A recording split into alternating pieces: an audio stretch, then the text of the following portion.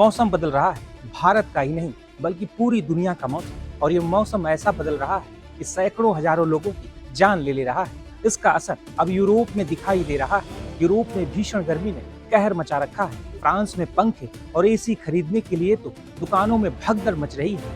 हालात इतने गंभीर हो चुके हैं कि केवल 4 दिनों में ही फ्रांस में करीब 1000 लोग गर्मी की वजह से अपनी जान गंवा चुके हैं। कई रिपोर्ट्स में यह दावा किया जा रहा है कि मृतकों का आंकड़ा और ज्यादा बढ़ सकता है। भीषण गर्मी तो भारत में भी पड़ रही है, लेकिन यूरोप की गर्मी भारत की गर्मी से बिल्कुल अलग है। यही वजह है कि 40 डिग्री सेल्सियस तापमान भारत में बहुत ज्यादा मुश्किल हालात नहीं पैदा करता, लेकिन यूरोप में वही तापमान आपातकाल जैसी स्थिति पैदा कर देता है।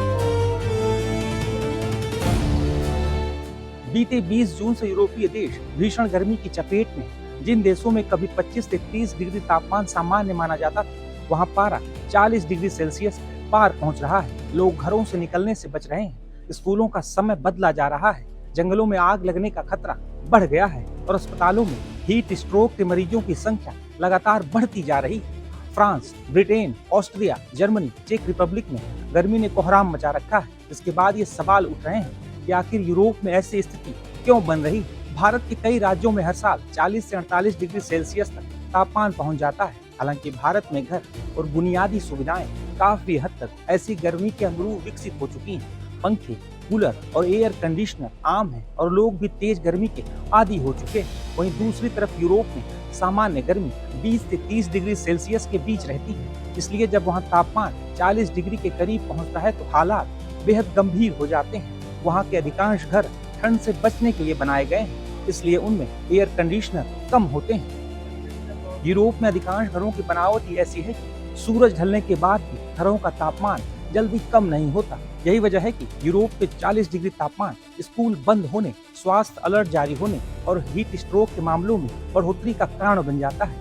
यानी केवल तापमान ही नहीं बल्कि लोगों की तैयारी, इमारतों की बनावट भी तय करता है कि गर्मी कितनी खतरनाक साबित होगी। यूरोप में भीषण गर्मी की सबसे बड़ी वजह है सहारा रेगिस्तान से आने वाली गर्म हवाएं। अफ्रीका के सहारा से उठने वाली बेहद गर्म और शुष्क हवा भूमध्य सागर को पार करके कई यूरोपीय देशों तक पहुंच रही है। जब यह हवा यूरोप में प्रवेश करती है तो तापमान अचानक कई डिग्री सेल्सियस तक बढ़ जाता है। इसके साथ एक और कारण है हीट डोम।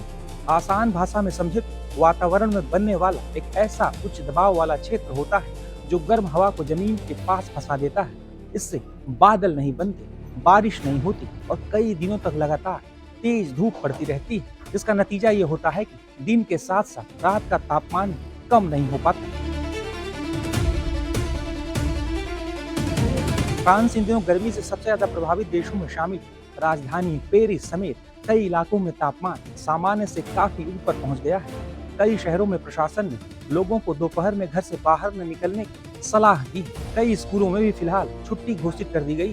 बुजुर्गों और बीमार लोगों के लिए विशेष स्वास्थ्य चेतावनी जारी की गई। दरअसल फ्रांस में गर्मी का असर इसलिए भी ज्यादा दिखाई दे रहा है क्योंकि वहाँ के अधिकांश घर और सार्वजनिक इमारतें बहुत ठंडे मौसम को ध्यान में रखकर बनाई गई थी। कई घरों में एयर कंडीशनर नहीं, इसलिए जब तापमान 40 डिग्री के आसपास पहुंचता है तो लोगों के लिए घर के अंदर भी रहना काफी मुश्किल हो जाता है। वहीं स्पेन और ग्रीस में जंगलों में आग लगने की घटनाएं तेजी से बढ़ी हैं। कई जगहों पर दमकल की टीमें लगातार आग बुझाने में जुटी हुई हैं। वहीं इटली में भी स्वास्थ्य विभाग ने कई शहरों के लिए रेड अलर्ट जारी किया है। मौसम वैज्ञानिकों का कहना है कि जलवायु परिवर्तन ने हीट वेव को पहले की तुलना में अधिक खतरनाक बना दिया है। पृथ्वी का औसत तापमान लगातार बढ़ता जा रहा है। इसका असर ये हो रहा है कि गर्मी की लहरें पहले से ज्यादा तेज, ज्यादा लंबी और बार बार आने लगी। यानी जिस तरह की गर्मी पहले कई सालों में एक बार देखने को मिलती थी, अब वो लगभग हर साल देखने को मिल रही है। कुल मिलाकर देखें तो यूरोप की भीषण गर्मी केवल एक मौसमी घटना नहीं बल्कि ये बदलते जलवायु की गंभीर चेतावनी मानी जा रही है। फ्रांस सहित कई यूरोपीय देशों के सामने अब चुनौती केवल इस साल गर्मी से निपटने की नहीं बल्कि भविष्य में आने वाली और भीषण हीट वेव के लिए खुद को तैयार करने की भी